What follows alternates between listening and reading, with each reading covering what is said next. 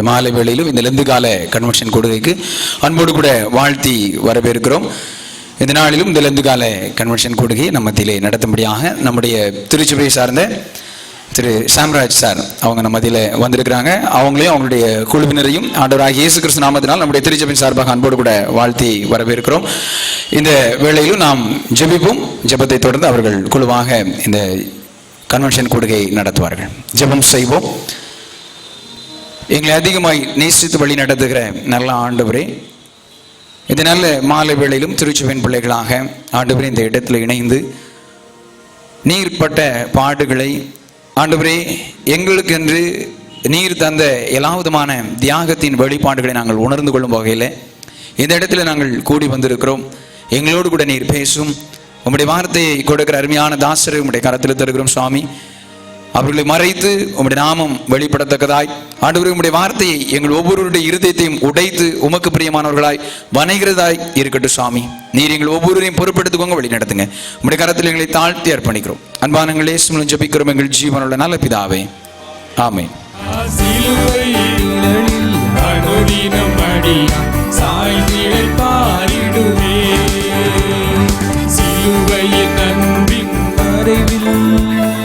கிருபையின் இனிய நிழலில், சிலுவையின் அன்பின் மறைவில், கிருபையின் இனிய நிழலில், ஆத்துமனேசரி அருகில், ஆத்துமனேசரி அருகில் அடைகிறேன் ஆறுதல் மனதில், சிலுவை நிழலில் அனுதினம் அடியான் சாய்நிலை பாரிடுவே.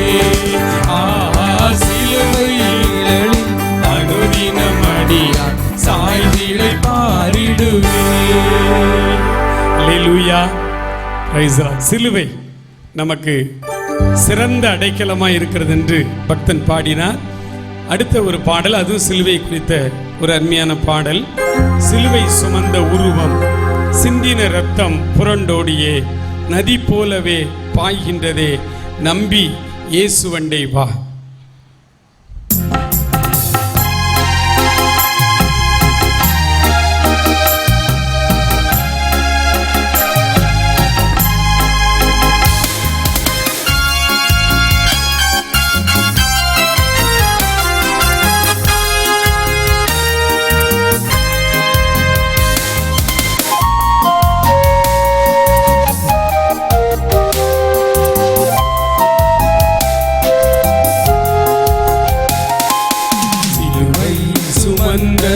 உருவம், சிந்தின இரத்தம் புரண்டோடியே, நதி போலவே பாய்கின்றதே, நம்பி இயேசுவண்டை வா,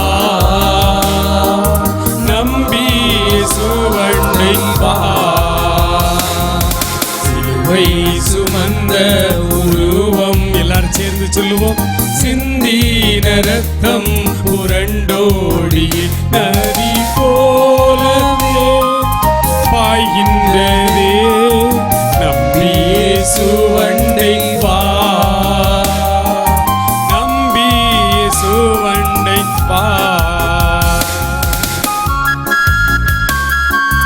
பொல்லா உலக சிற்றின்பங்கள் எல்லாம் அழியும் மாயை.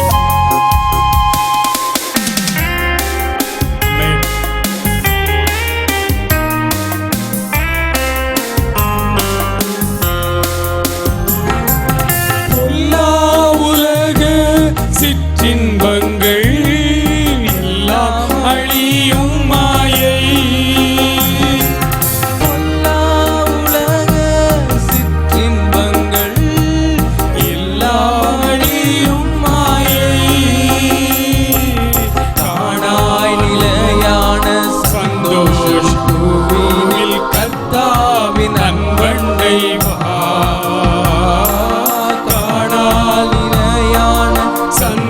சந்தோஷமூரில் கர்த்தாவின் அன்பண்டை வா. சிலுவை சுமந்த உருவம், சிந்தின இரத்தம் புரண்டோடியே, நதி போலவே பாய்கின்றதே நம்பி சுவண்டை வா, நம்பி சுவண்டை வா. ஆத்தும மீட்பை கண்டிடாமல்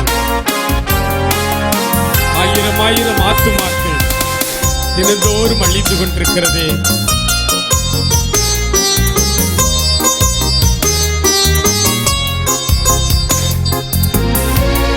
உலகம் முழுவதையும் ஒருவேளை நாம் ஆதாயப்படுத்தினால், நம்முடைய ஜீவனை நஷ்டப்படுத்தினால் நமக்கு லாபம் என்ன?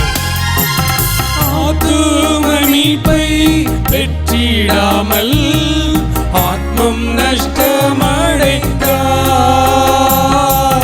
ஆத்தும மீட்பை பெற்றிடாமல் ஆத்மம் நஷ்டமடைந்தார். முழுவதும் ஆதாயமாக்கிய லாபம் ஒன்றுமில்லை. உலகம் முழுவதும் ஆதாயமாக்கிய லாபம் ஒன்றும் இல்லை. சிலுவை சுமந்த உருவம் சிந்தின ரத்தம் புரண்டோடிய நதி போலவே பாய்கின்றதே நம்பி சுவண்டை வா, நம்பி சுவண்டை வா.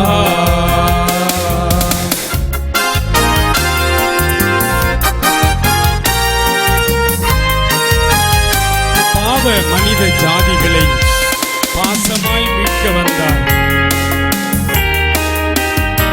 Thank you.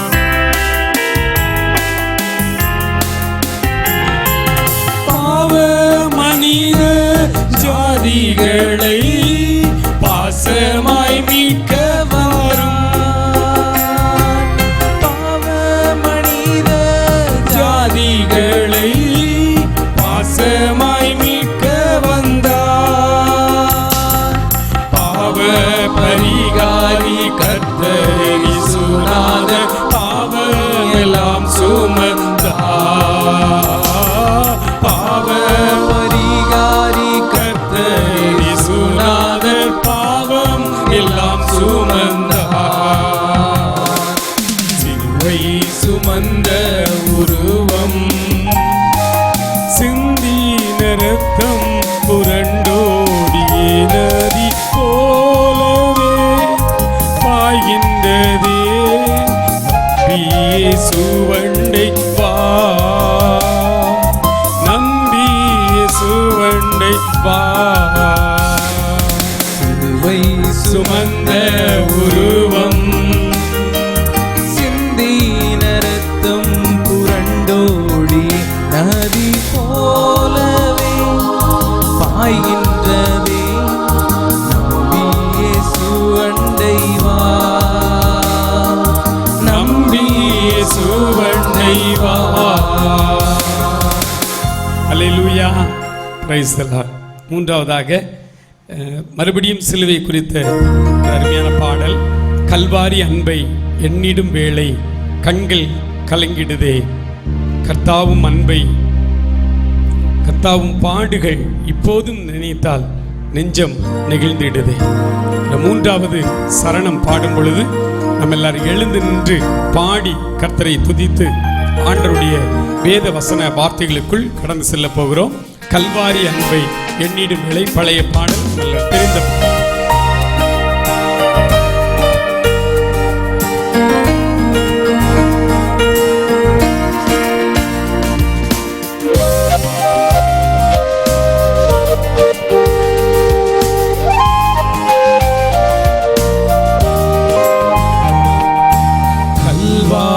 அன்பை எண்ணிடும் வேளை கண்கள் கலங்கிடுதே, கர்த்தாவும் பாடுகள் இப்போதும் நினைத்தால் நெஞ்சம் நெகிழ்ந்திடுதே. கல்வாரி அன்பை எண்ணிடும் வேளை கண்கள் கலங்கிடுதே,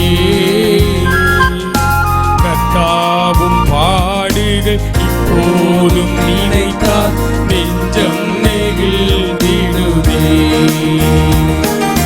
கெத்செமனே பூங்காவிலே கதறி அழும் ஓசை, கிறிஸ்தமனே பூங்காவிலே கதறி அழும் ஓசை, எத்தீசையும் தோனிக்கின்றதே, எங்கள் மனம் கைக்கின்றதே. கண்கள் கலங்கிடுமே, கண்கள் கலங்கிடுமே. கல்வாரி அன்பை எண்ணிடும் வேளை கண்கள் கலங்கிடுமே. கர்த்தாவும் பாடுகள் போதும் நினைத்தால் நெஞ்சம் நெகிழ்ந்திடுதே.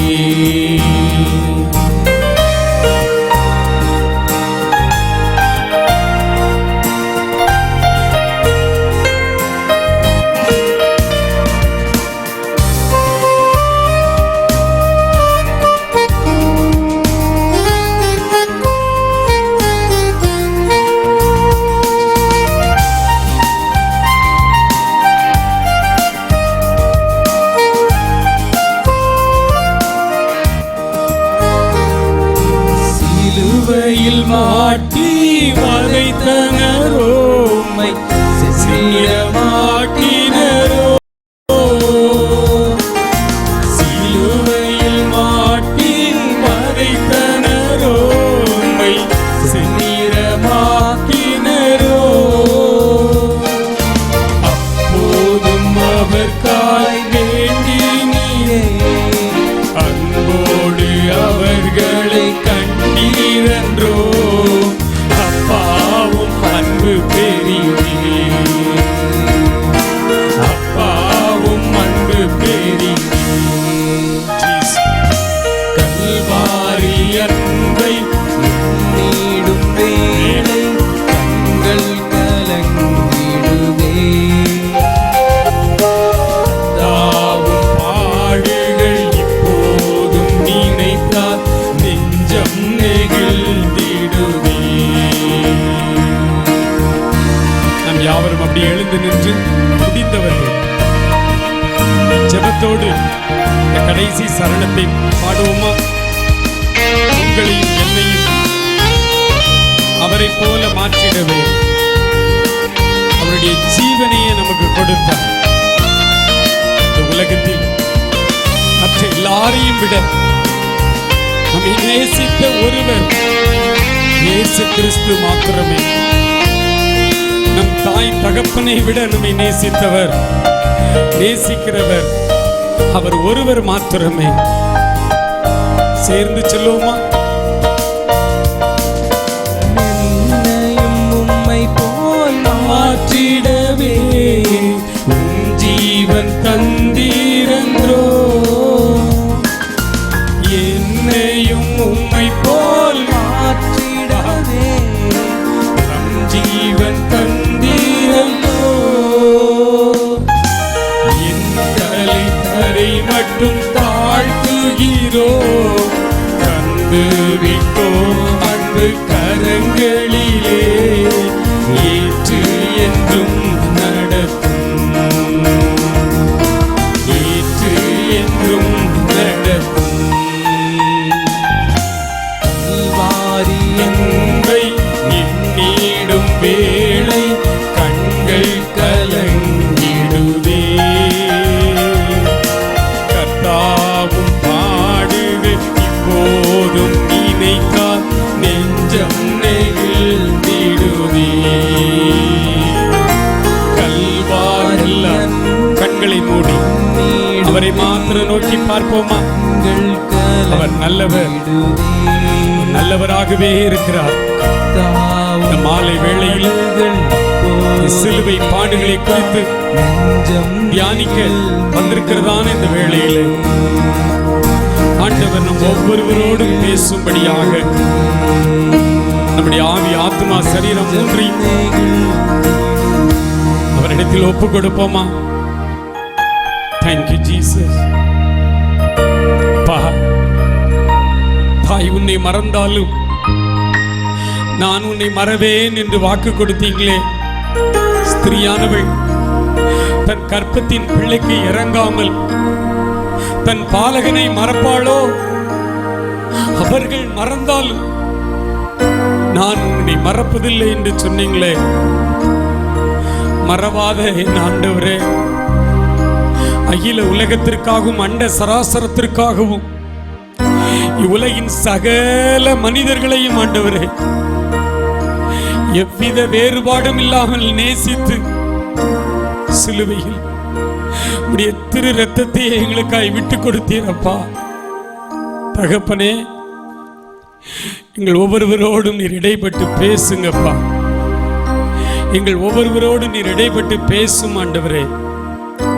உள்ளத்தின் ஆழத்திலிருந்து உம்மை துதிக்கிறோம், ஸ்தோத்தரிக்கிறோம், ஸ்தோத்தரிக்கிறோம், ஸ்தோத்தரிக்கிறோம் ஆண்டவரே. தொடர்ந்து என்னோடும் எங்களோடு நீர் பேசு, ஆசீர்வதியும். இயேசு கிறிஸ்துவின் நல்ல நாமத்தில் ஜெபிக்கிறோம் எங்கள் அருமை பிதாவே. ஆமேன், ஆமேன். உட்காருவோம். அப்போஸ்தலனாகிய பரிசுத்த பவுல் கொரிந்தியருக்கு எழுதின முதலாம் நிருபம் 9ஆம் அதிகாரத்திலே 24 ஒரு சில வசனங்களை நம்ம வாசிக்கலாம். அந்த வசனங்கள் இவ்விதமாய் நமக்கு சொல்லுகிறது. பந்தய சாலையில் ஓடுகிறவர்கள் எல்லாரும் ஓடுவார்கள், ஆகிலும் ஒருவனே பந்தயத்தை பெறுவான் என்று அறியீர்களா? நீங்கள் பெற்றுக்கொள்ளத்தக்கதாக ஓடுங்கள். பந்தய சாலையிலே பந்தயத்திற்கு போராடுகிற யாவரும் எல்லாவற்றிலேயும் இச்சையடக்கமாய் இருப்பார்கள். அவர்கள் அழிவுள்ள கிரீடத்தை பெறும்படிக்கு அப்படி செய்கிறார்கள். நாமோ அழிவில்லாத கிரீடத்தை பெறும்படிக்கு அப்படி செய்கிறோம். ஆதலால் நான் நிச்சயம் இல்லாதவனாய் ஓடேன், ஆகாயத்தை அடிக்கிறவனாக சிலம்பம் பண்ணேன். மற்றவர்களுக்கு பிரசங்கம் பண்ணுகிற நான் தானே ஆகாதவனாய் போகாதபடிக்கு என் சரீரத்தை ஒடுக்கி கீழ்ப்படுத்துகிறேன். கர்த்தருக்கு சித்தமானால் இன்றிலிருந்து 3 நாள் நம்முடைய மாலை கூட்டங்களிலும் இந்த பகுதியிலிருந்து தான் ஆண்டவருடைய வார்த்தைகளை ஒவ்வொன்றாய் நாம் தியானிக்க போகிறோம். ஏதேன்ஸ் நகரத்திலே கிரேக்க நாட்டிலே தான் முதல் ஒலிம்பிக் போட்டிகள் துவங்கியதாக வரலாறு சொல்லுகிறது. பரிசுத்த பவுலடியாருடைய வாழ்க்கை வரலாறு பின்னணி வரலாற்றை எடுத்து பார்க்கும் பொழுது விளையாட்டிலே மிகுந்த ஆர்வம் உள்ளவர் பவுலடியார். அவர் சுவிசேஷ ஊழியத்திற்காக, அப்போஸ்தல பணிகளுக்காக பல தேசங்களிலே அவர் சுற்றி திரிந்தாலும் வருடம் நடக்கிற ஒலிம்பிக் போட்டியிலே கேலரியிலே முதல் ஆளாய் வந்து அமர்ந்து அந்த ஓட்ட பந்தயத்தை அல்லது அந்த ஒலிம்பிக் போட்டிகளை ரசித்து பார்த்து கொண்டிருப்பார். ஆகவே கொரிந்து பட்டணத்து சபை மக்களுக்கு நிருபங்களை எழுதும் பொழுது, கடிதங்களை எழுதும் பொழுது அவர் தான் பார்த்த அந்த காட்சி, அதை அப்படியே இந்த வசனங்களிலே அவர் எழுதுகிறார். அந்த ஒலிம்பிக் போட்டிகளை அவர் பார்த்து ரசித்தவர். கிறிஸ்தவ வாழ்க்கையும் கூட, அல்லது இந்த உலகத்தில் எல்லா மனிதர்களுடைய வாழ்க்கையும் கூட ஒரு ஓட்ட பந்தயத்திற்கு ஒப்பிடப்பட்டு அல்லது ஒப்பிட்டு அவர் அங்கே சொல்லுகிறதை நம்ம பார்க்கிறோம். 1985 வருடத்திலே நான் ஆண்டவரை சொந்த இரட்சகராக ஏற்றுக்கொண்டேன். அன்றைக்கு டாக்டர் ஜஸ்டின் பிரபாகரன் என்கிற ஒரு டிஜிஓ எம்பிபிஎஸ் டாக்டர் ஒருவர் ஆண்டவரை ஏற்றுக்கொண்டு கீழ்கவரப்பட்டு என்கிற கடலூர் மாவட்டத்தில் உள்ள ஒரு சின்ன கிராமம், அந்த கிராமத்தில் ஒரு கிளினிக் வைத்திருந்தார். அவர் ஆண்டவரை ஏற்றுக்கொண்டு இடிமுழக்கம் என்கிற தலைப்பிலே ஒரு ஊழியம் செய்தார். வெகு வேகமாய் அவருடைய ஊழியங்கள் வளர்ந்தது. புரட்சிகரமான பல பாடல்களை அவர் எழுதினார். அவர் எழுதிய அனைத்து பாடல்களுமே ஹிட் சாங் தான். அதில் ஒரு பாடல், நான் கிறிஸ்துவுக்கு பைத்தியக்காரன் நீ யாருக்கு அப்படின்னு ஒரு பாடல் எழுதியிருந்தார். ஒருவேளை இப்போ இருக்கிறவங்களுக்கு தெரியுமா தெரியலை, பழையவர்களுக்கு நன்றாக தெரியும். அன்றைக்கு அந்த பாடல் திருநெல்வேலியிலே 86வது வருடம் நெல்லை சங்கீத சபாவை பிடித்து 3 நாட்கள் கூட்டம் நடத்தினார். இந்தியாவிலேயே எனக்கு தெரிந்து இந்த மண்டபங்களை பிடித்து கூட்டம் நடத்தும் பொழுது ஹவுஸ்ஃபுல் போர்டு போட்டு நடத்தின கூட்டங்கள் இடிமுழக்க கூட்டங்கள் மட்டும்தான். அந்த சங்கீத சபாவில் கரெக்டு நேரத்துக்கு போகலைன்னா ஹவுஸ்ஃபுல்னு போட்டுருவாங்க, போர்டு போட்டு உள்ளே விட மாட்டாங்க. அதே போல் மதுரையில் ராஜா முத்தையா மன்றம், அதான் மதுரையில் அன்றைக்கு இருக்கிறதுல பெரிய மகால், அந்த மகால்லையும் கூட்டங்கள் நடத்தினார். நான் போயிருந்தேன். அவர் எங்கெல்லாம் கூட்டம் எடுத்துகிறோம் அங்கெல்லாம் போவது வாலிபர்களாக, இன்றைக்கி நாங்கள் சின்ன வாலிபர்களாக இருந்தோம், நாங்கள் போனோம். ஹவுஸ்ஃபுல் அப்படின்னு போட்டுருவார் போர்டு, ஏன்னா உள்ள சீட் நிறைஞ்சிரும். அப்படி கூட்டம் நடத்தினவர் தமிழ்நாட்டில். அப்படி கூட்டங்களில் இந்த பாடல்கள் எல்லாம் ரொம்ப ஃபேமஸாக பாடப்பட்டது. திருநெல்வேலியிலும் கூட அந்த பாடல்கள் வேகமாய் எல்லா இளைஞர்கள் வாயிலும் அந்த பாடல் இருந்தது. நான் கிறிஸ்துவுக்கு பைத்தியக்காரன் நீ யாருக்கின்ற பாடல். அப்பொழுது 1987 வருடம் நம்முடைய சபை அல்லாத மற்றும் ஒரு சபையினுடைய ஒரு வயதான போதகர், எனக்கு ரொம்ப பழக்கமானவர், அவரிடத்தில் பேசி கொண்டிருந்த பொழுது நான் கேட்டேன், ஐயா நான் கிறிஸ்துவுக்கு பைத்தியக்காரனாக இருக்கிறேன், நீங்கள் யாருக்கு பைத்தியம் என்று கேட்டேன். அப்பொழுது அவர் சிரித்து கொண்டே சொன்னார், நல்லது, நான் பவுலடியாருக்கு பைத்தியமாக இருக்கிறேன் என்று சொன்னார். 98 வயதிலே அவர் காலமானார். நான் அவரை சந்திக்கும் போது 80-88 வயசு இருக்கும் அவருக்கு. மிக நல்ல ஒரு பரிசுத்தவான். அவர் தன் வாழ்க்கை முழுவதுமே பவுல் அப்போஸ்தலனை தன்னுடைய முன் மாதிரியாய் வைத்திருந்தார். அவர் அடிக்கடி சொல்லுவார், பவுல் சொன்னார் பாருங்கள், நான் கிறிஸ்துவை பின்பற்றுகிறது போல நீங்கள் என்னை பின்பற்றுங்கள் என்று திருச்சபையாருக்கு கடிதம் எழுதினார். நான் கிறிஸ்துவை பின்பற்றுகிறது போல நீங்கள் என்னை பின்பற்றுங்கள். என்ன அர்த்தம்? பவுலை பின்பற்றினா போதும், கிறிஸ்துவை பின்பற்றுவது போல தான். அந்த அளவுக்கு பவுல் ஒரு முன்மாதிரியான தலைவராய் திகழ்ந்தார். இந்த பவுலடியார் தான் இந்த வசனங்களை எழுதுகிறார். அவர் எழுதின இந்த ஒரு 4 வசனங்களை வாசித்தோம். அதில் ஒரு வசனத்திலிருந்து இன்றைய தியானத்தை நம்ம துவக்கலாம். 1 கொரிந்தியர் 9ஆம் அதிகாரத்திலே 26வது வசனத்தை வாசிக்கிறேன். ஆதலால் நான் நிச்சயம் அல்லாதவனாக ஓடேன், ஆகாயத்தில் அடிக்கிறவனாக சிலம்பம் பண்ணேன். பவுல் தெளிவான ஒரு நிச்சயத்தோடு வாழ்ந்தார். அவருடைய கிறிஸ்தவ வாழ்வு ஒரு வரையறைக்கு உட்பட்டு தெளிந்த சிந்தனை, தெளிவான ஒரு நோக்கம், தெளிவான ஒரு நிச்சயத்தன்மையோடு பவுல் வாழ்ந்தார். அவரை பின்பற்றுகிற நீங்களும் நானும் இந்த சாயங்காலத்தில் ஆண்டவர் நம்மோடு கூட உணர்த்துகிறதான ஒரு காரியம், ஒரு நிச்சயத்தன்மையோடு நம்ம வாழ வேண்டும். நிச்சயம் இல்லாதவர்களாய் வாழக்கூடாது. ஏன் வாழ்கிறோம், எதற்கு வாழ்கிறோம், ஏன் அலைந்து பிரயாசப்படுகிறோம், வாழ்நாள் முழுவதும் குடும்பத்துக்காக ஓடி ஓடி ஓடி ஓடி உழைத்து உருக்குலைந்து போய் கடைசியில் ரிட்டையர்ட் ஆகி ஒரு ஈஸ்டரில் சாய்ந்து கொண்டு எல்லாவற்றையும் இழந்து போய் எந்த நிச்சயத்தன்மையும் இல்லாமல் வேதனையோடு வாழ்கிற வாழ்க்கை அல்ல, நிச்சயத்தோடு. பால் had a definite goal, தெளிவான ஒரு நிச்சயத்தை பவுல் வைத்திருந்தார். ஆண்டவர் உங்களையும் எதையும் பார்த்து இந்த லெந்து காலங்களில் வசந்த காலத்தில் வாழ்ந்தால் கிறிஸ்தவ வாழ்க்கையிலே ஒரு நிச்சயத்தன்மையோடு வாழ வேண்டும். யோபுல அவர் சொல்றாரு 14:1, ஸ்திரீயினிடத்தில் பிறந்த மனுஷன் வாழ்நாள் குறுகினவனும் சஞ்சலம் நிறைந்தவனுமாகவே வாழ்கிறான். இந்த உலகத்தில் ஆதாம் ஏவாள் தவிர மற்ற எல்லாருமே பெண்களிடத்தில் இருந்துதான் பிறந்து வருகிறோம். அதைத்தான் வசனம் அழகாய் சொல்லுகிறது. ஸ்திரீயினிடத்தில் பிறந்த மனுஷன் அவன் யாராய் வேண்டுமானாலும் இருக்கலாம். எந்த தேசத்தானோ, எந்த ஜாதியானோ, எந்த நிறத்தானோ, எஸ்கிமோவாய் கூட இருக்கலாம். ஸ்திரீயினிடத்தில் பிறந்துட்டானா அவன் வாழ்நாள் குறுகினது, பலத்தின் மிகுதியினால் 80-90 வருடம் வாழ்வானா? அவ்வளவுதான் வாழ்க்கை, குறுகிய வாழ்க்கை. அந்த குறுகிய வாழ்க்கையிலும் கூட சஞ்சலம் நிறைந்தவனாகவே வாழ்ந்து கொண்டிருக்கிறான். தமிழ்நாட்டில் ஒரு பழமொழி சொல்லுவோம், வீட்டுக்கு வீடு வாசப்படி. எந்த வீட்டில் தாங்க பிரச்சனை இல்லை? யார் தான் பிரச்சனை இல்லாமல் இருக்கிறார்கள்?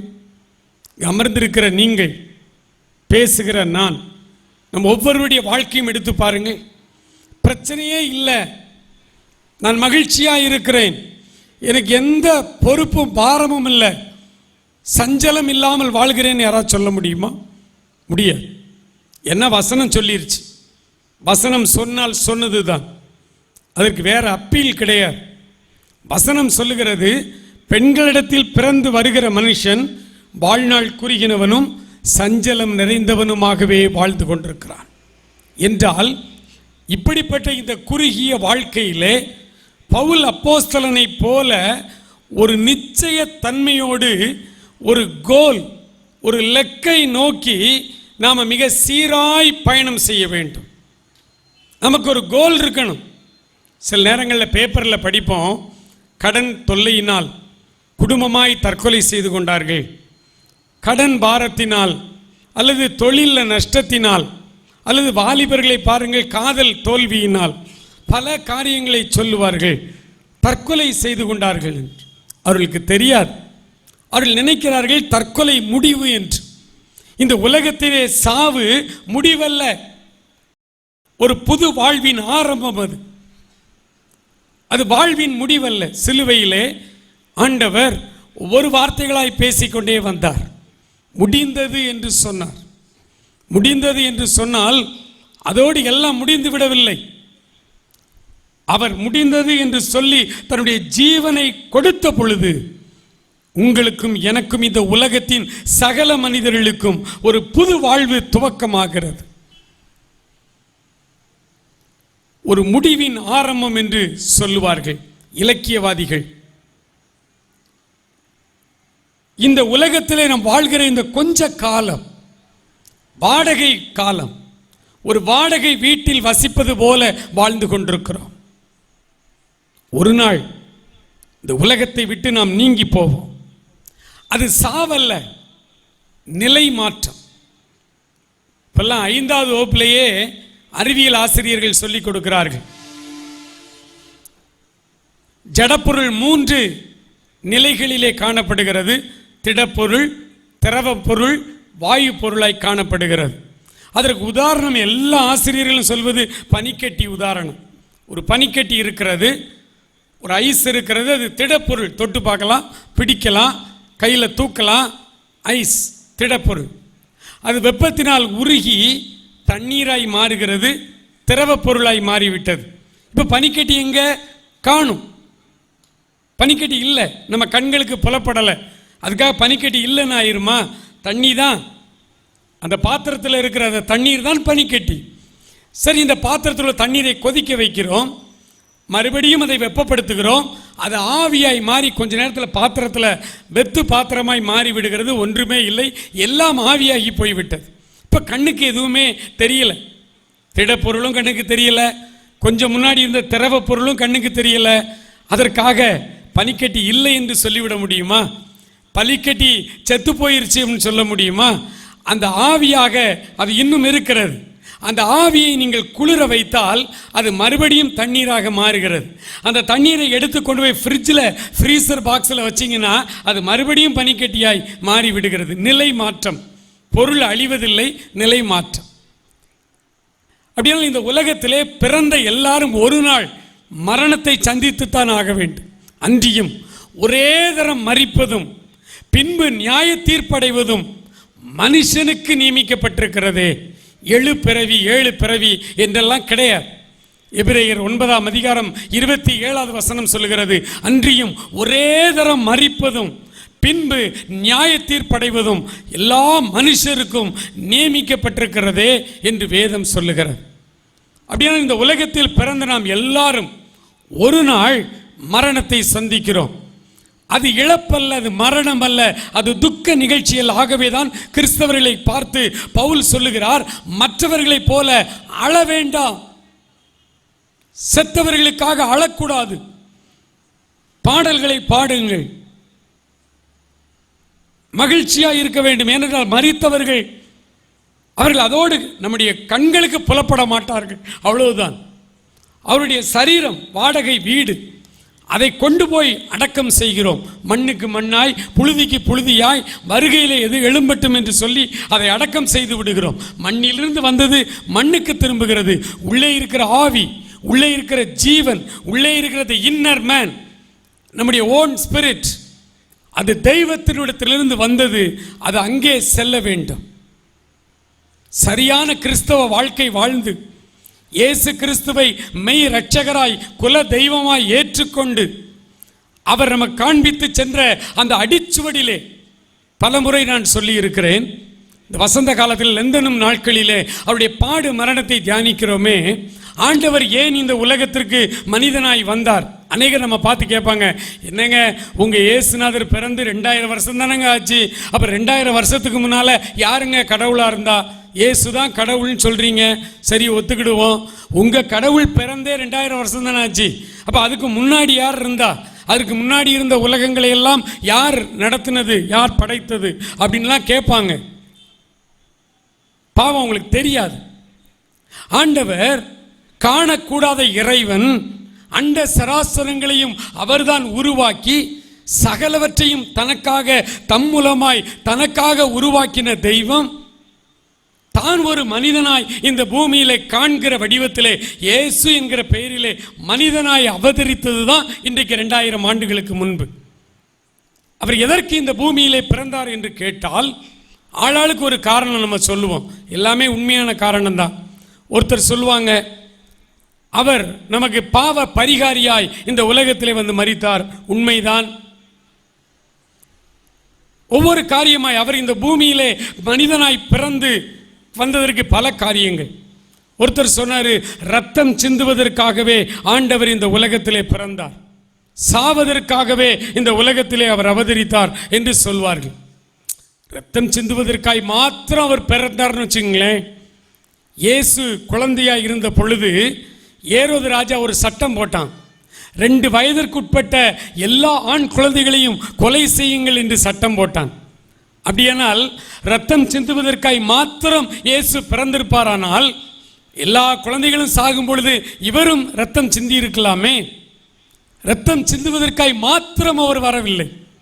உங்களுக்கும் எனக்கும் ஒரு முன்மாதிரியான வாழ்க்கை இந்த உலகத்திலே மனிதனாய் இரத்தமும் சதையும் உடைய மனிதனாய் ஒரு மனிதன் இந்த உலகத்திலே பிறந்தால் அவன் எப்படி வாழ வேண்டும், அந்த வாழ்வின் அர்த்தம் என்ன, அந்த வாழ்வின் நோக்கம் என்ன, அவன் வாழ்வு எப்படி இருக்க வேண்டும் என்கிற ஒரு முழு வாழ்க்கை 33.5 ஆண்டுகள் நமக்காக அவர் ஒரு முன் மாதிரியை பின் வைத்து போனார். அவருடைய அடிச்சுவடுகளிலே நீங்களும் நானும் நடந்து வர வேண்டும் என்று. ஆகவேதான் அவர் 33 வயதில் தன் ஜீவனை கொடுத்தார். உலகம் சொல்லுவார்கள், ஒரு கத்தோலிக்க பாதிரியாரும் நானும் 85லிருந்து 88 வரை ஒன்றாய் கத்தோலிக்கர்களுக்கு நடுவிலே ஊழியம் செய்து கொண்டிருந்தோம். அப்பொழுது அவர் ஒரு இளம் பாதிரியார், ஆனால் சாமின்னு தான் கூப்பிடணும். நான் அவரோடு கூட பயணித்து கொண்டிருந்த காலம் அது. கத்தோலிக்க வேதாகமத்தை படித்து கொண்டிருந்தேன், அவரோடு கூட சேர்ந்து கிராம ஊழியம் செய்து கொண்டிருந்தேன். அப்போ என்கிட்ட ஒரு நாள் ஒரு கேள்வி கேட்டார். நான் ஒரு கேள்வி கேட்குறேன், சொல்கிறியா அப்படின்னு கேட்டார். சொல்லுங்கள் சாமி, தெரிஞ்சா சொல்கிறேன் அப்படின்னு. அவர் சொன்னார், இந்த உலகத்தில் உள்ள எல்லா காரியங்களுக்கும் நம்ம ஆண்டவருக்கும் என்னப்பா வித்தியாசம் அப்படின்னு. எனக்கு தெரியல சாமி, சொல்லுங்கன்னு. அவர் சொன்னார், நம்ம இயேசுநாதரை பிடிச்சி எல்லாரும் சேர்ந்து சிலுவையில் அடிச்சிட்டாங்க அப்படின்னார். அப்போ நான் அவர்கிட்ட கேட்டேன், சாமி உலகம் அப்படித்தான் சொல்லுது, இயேசுநாதரே வந்தாரியா, இந்த உலகத்தை அவரால் கூட திருத்த முடியல, புத்தன், இயேசு, காந்தி எல்லாம் வந்தாங்க, வந்து எல்லாரும் தோல்வி அடைந்தார்கள் அப்படின்னு தான் உலகம் சொல்லுது. அப்ப இயேசு தோற்று போனாரா? சாமியார் சொன்னாரு, அதில் தான் கவனமா இருக்கணும். இயேசு ஒரு நாளும் தோற்று போகிறவர் அல்ல. அவர் ஜெய கிறிஸ்து. ஒரு அல்லேலூயா சொல்லுவோம். அல்லேலூயா. ஜெய கிறிஸ்து முன் செல்கிறார், ஜெயமாக நடத்திடுவார். ஜெய கிறிஸ்து முன் செல்கிறார், ஜெயமாக நடத்திடுவார். ஜெய கீதங்கள் நாம் பாடியே ஜெய கொடியும் ஏற்றிடுவோம். ஜெயம் அல்லேலூயா அவர் நாமத்துக்கே, ஜெயம் அல்லேலூயா அவர் நாமத்துக்கே. தாய் மறந்தாலும் நான் மறவேன், திக்கற்றோராய் விட்டு விடேன். என்றுரைத்தம்மை தேற்றுகிறார், என்றும் வாக்கு மாறிடாரே, என்றும் வாக்கு மாறிடாரே. ஜெய கிறிஸ்து முன் செல்கிறார், ஜெயமாக நடத்திடுவார். ஜெய கீதங்கள் நாம் பாடியே ஜெய கொடியும் ஏற்றிடுவோம். ஜெயம் அல்லேலூயா அவர் நாமத்துக்கே, ஜெயம் அல்லேலூயா அவர் நாமத்துக்கே. சத்ருவின் கோட்டை தகர்ந்தொழிய சத்தியம் நித்தியம் நிலைத்தோங்க. சாத்தானின் சேனை நடுங்கிடவே துதி சாற்றி ஆர்ப்பரிப்போம், துதி சாற்றி ஆர்ப்பரிப்போம். ஜெய கிறிஸ்து. ஆமென். ஜெயம். ஜெய கீதங்கள் நாம் பாடியே ஜெய கொடியும் ஏற்றிடுவோம். ஜெயம் அல்லேலூயா அவர் நாமத்துக்கே, ஜெயம் அல்லேலூயா அவர் நாமத்துக்கே. அல்லேலூயா, அல்லேலூயா. அவர் ஜெய கிறிஸ்து. உலகத்தின் பார்வையிலே அவர் தோல்வியடைந்தது போல நமக்கு தெரியலாம். ஆனால் வேதம் சொல்லுகிறது, தோல்வியை வெற்றியாய் மாற்றுகிறவர் நம்முடைய ஆண்டவர். அவர் நம் வாழ்க்கையிலே வருகிற தோல்வி போல வரும். இனி வாழவே முடியாது, என் வாழ்க்கை அவ்வளவுதான் என்ற நிலைமை வரலாம். ஆனால் நம்முடைய வாழ்க்கையிலே வருகிற தோல்வியை அவர் ஜெயமாய் மாற்றுகிற தெய்வம். அவர் ஒரு நாளும் தோற்று போகவில்லை. ஒருவேளை அவர் சிலுவையிலே மரித்து அப்படியே மரித்து போயிருந்தால் உலகம் சொல்வதை நாம் ஏற்றுக்கொள்ளலாம், இயேசு தோற்று போனார் என்று. ஆனால் அவர் அடக்கம் செய்த அந்த கல்லறை இன்றும் எருசலேம் தேசத்தில் இருக்கிறது. காலியான கல்லறை. உலகத்தில் காலியாய் இருக்கிற ஒரே ஒரு கல்லறை இயேசு கிறிஸ்துவின் கல்லறை தான். ஏனென்றால் அவர் அடக்கம் பண்ணப்பட்டார். ஆனால் வேத வாக்கியங்களின்படி அவர் தான் சொன்னபடியே 3ஆம் நாளிலே உயிர்த்தெழுந்து இன்றைக்கும் நம் நடுவிலே அவர் ஜீவித்துக் கொண்டிருக்கிறார். அல்லேலூயா, அல்லேலூயா. Praise the lord, praise the lord. அப்போ இயேசு கிறிஸ்து நாம வாழ்வதற்கு ஒரு சரியான பாதையை அவர் வைத்திருக்கிறார். பவுல் அப்போஸ்தலன் அந்த பாதையை தெளிவாய் தெரிந்து கொண்டதினால் அவர் சொல்லுகிறார் பாருங்கள். பிலிப்பியருக்கு எழுதின நிருபம் 3ஆம் அதிகாரத்திற்கு வேதத்தை திருப்பிக் கொள்ளுங்கள்.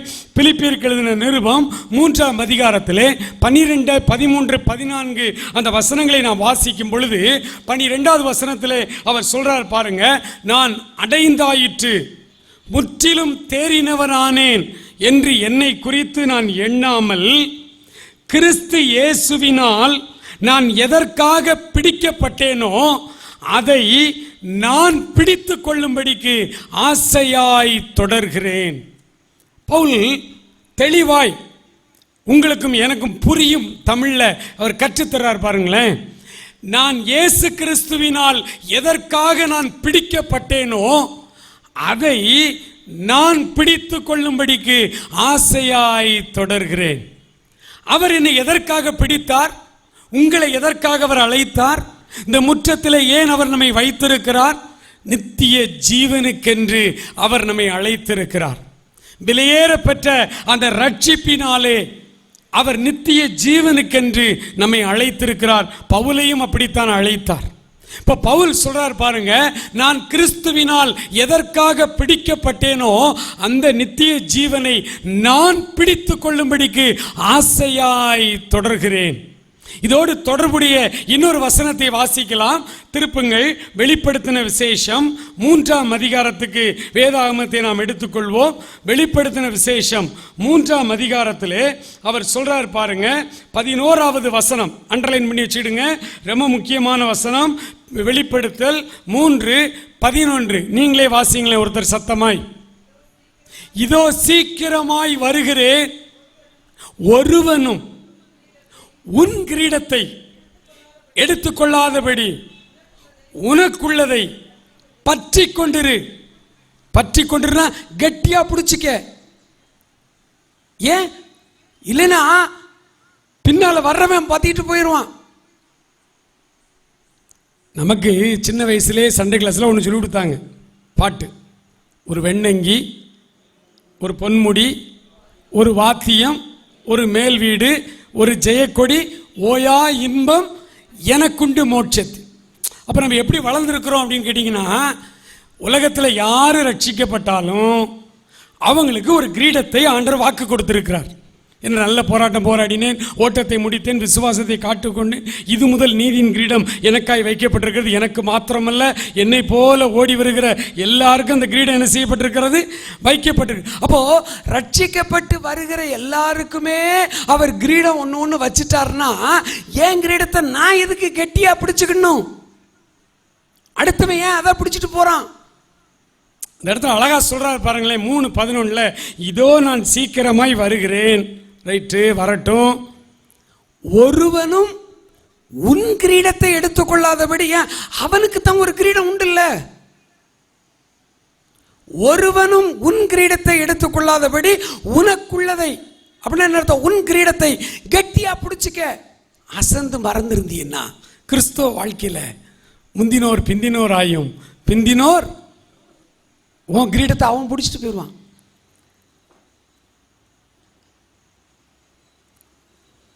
டிண்டேல் அப்படின்னு ஒரு பரிசுத்தவான் ஒரு காமெண்ட்ரி எழுதியிருக்கிறார். நிறைய காமெண்ட்ரிஸ் ஆங்கிலத்தில் நமக்கு இருக்கிறது. அதில் ஒரே ஒரு காமெண்ட்ரி மட்டும்தான் பெண்டிகாஸ்ட் பீப்புள் எழுதினது. டெக்ஸ் அனோட்டேட்டட் பைபிள் மட்டும்தான். மற்ற எல்லா காமெண்ட்ரிஸும் ப்ராட்டஸ்டன்ட், மேக்சிமம் ப்ராட்டஸ்டன்ட் இயக்கத்தில் உள்ள பெரிய பெரிய பிஷப்மார், குருமார் தான் எழுதினாங்க. டிண்டேல் ஒரு காமெண்ட்ரி எழுதியிருக்கிறார். அவர் சொல்கிறாரு, 12 அப்போஸ்தலர்களை ஆண்டவர் தெரிந்தெடுத்தார். 12 பேரில் ஒருத்தன் பிசாசா இருக்கான் அப்படின்னு ஆண்டவர் தேர்ந்தெடுத்த முதல் நாளே சொல்லிட்டார். உங்களில் ஒருவன் கள்ளன் திருடன் இருக்கான் அப்படின்னு சொல்லிட்டார். நமக்கு யாருன்னு தெரியும். அதே போலவே அந்த 3.5 ஆண்டு காலத்திலே அவனுடைய வாழ்க்கை முடிந்து விட்டது. தற்கொலை செய்து நரகத்துக்கு போயிட்டான். ஆக இப்போ 11 அப்போஸ்தலர் இருக்காங்க. இந்த அப்போஸ்தலர் என்ன யோசிக்கிறாங்க, 12வது ஒரு அப்போஸ்தலர் நமக்கு வேணும் இல்லையா? அப்போ அந்த காலத்து வழக்கப்படி சீட்டு போட்டு பார்க்கலாம் அப்படின்னு. அந்த காலத்தில் சீட்டு, நல்ல வேலை. இந்த காலத்தில் இருந்த எலெக்ஷன் பெரிய பிரச்சனையாக இருக்கும் 11 பேருக்கு இடையில். நல்ல வேலை தப்பிச்சா, அன்னைக்கு எலெக்ஷன் கிடையாது. அதனால் அவங்க ஜோம் பண்ணி சீட்டு போட்டாங்க. சீட்டு யார் பேருக்கு விழுந்தது சொல்லுங்களேன்? மத்தியா பேருக்கு விழுந்துச்சு. உடனே ஜெபத்தோட அந்த மத்தியாவை 11 பேரும் தங்களோடு சேர்த்து கொண்டார்கள்னு பைபிளில் வாசிக்கிறோம். ஆனால் அப்புறம் என்ன ஆனார் இந்த மத்தியா? ஆளே காணுமே, லைன்லே வரலையே.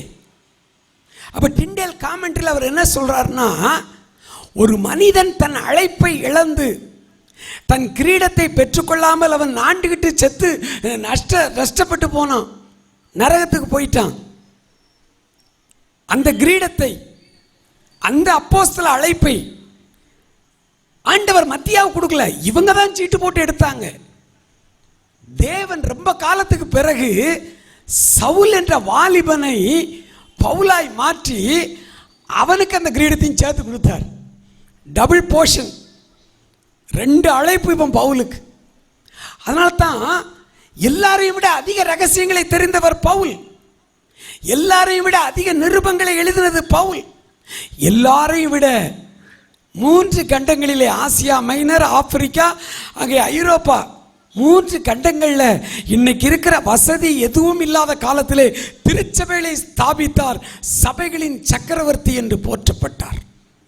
அத்தனை ரகசியங்கள், அத்தனை வல்லமை பைபிளில் நீங்க வாசிங்கன்னா அப்போஸ்தலர்ல பவுலின் கைகளினாலே கர்த்தர் விசேஷித்த காரியங்களை செய்தருளினார்.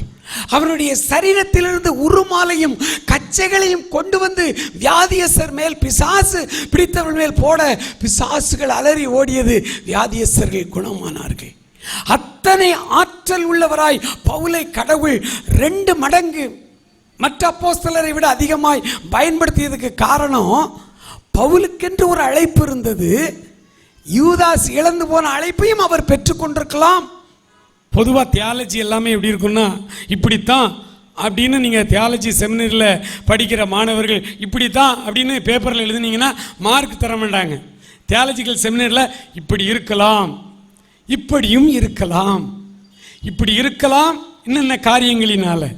பவுல் சொல்கிறாரு, எனக்கு மாம்சத்தில் ஒரு முள் கொடுக்கப்பட்டிருக்கிறது, அது என்னை குட்டும் சாத்தானுடைய தூதனாக இருக்கிறது.